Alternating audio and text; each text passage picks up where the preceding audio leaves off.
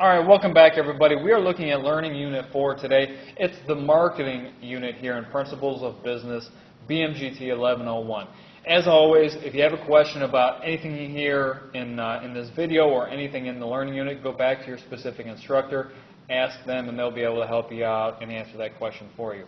So what types of assignments do we have? Obviously, we have our Connect assignments. Obviously, do those sooner rather than later. They help you with foundational knowledge. They help you earn bonus points if you complete all of them for each learning unit, and it gives you some flexibility come test time, especially towards the end of the semester. We have Learning Unit 2, or Writing Assignment 2 is going to be due somewhere right around this learning unit. One of the things we're going to focus on with that is going to be break-even analysis, and all the key components and what we're asking you to do is going to be inside of Learning Unit 4.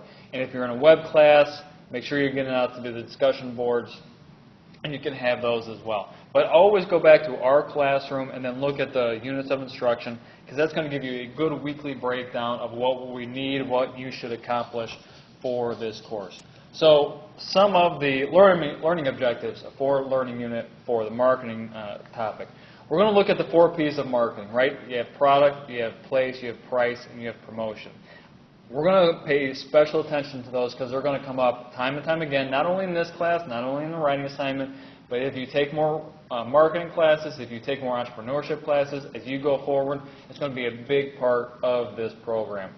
We want to look at consumer market segmentation. And a good way to talk about this learning objective is if you take all of Columbus, Ohio, you can start breaking up and chunking that population in different ways. It could be geographically, it could be income-based, education-based, it could be industry-based, what are their industries of choice, where do they work. It could also be just buying preferences, right? We have different consumer preferences when it comes to brands, and as a result, we can kind of separate those out. And businesses absolutely do, because they focus on individual target markets, not mass marketing as a whole. We want to look at the difference between consumer, nonprofit, and business-to-business marketing. There's obviously going to be some similarities there, but how they go through and how they approach each one of those markets is going to be different. And then we want to look at product differentiation, setting this brand apart from brands A, B, C, D, all the ones that are out there. We want to have a unique brand identity for each product that we have out in the marketplace. If you look at the difference between consumer and industrial goods, not only how they're consumed, but how they're marketed and sold. And then we can look at brand categories and strategies as well. We're going to play out the differences of the various ones there. Draw and label the product life cycle, and so we're going to have a specific four-step cycle to that. And it's not only important just to know the different steps of that, we really want to know, well, what's happening in each one of those steps. And so when we look at that, it could be price, it could be sales, it could be profits, it could be cost. And so we're going to apply the intricacies of that to that product life cycle scenario. Define the 5 types of pricing strategies. How do companies go about pricing that? And if you look at, you can use restaurants, you could use hotels, you could use clothing. At the end of the day, they achieve the same type of function.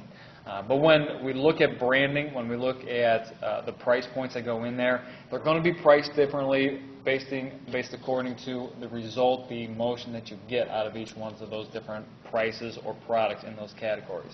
And then lastly, as we get through these last couple, break-even analysis is really going to be important to apply the concept of break-even when you're making a decision.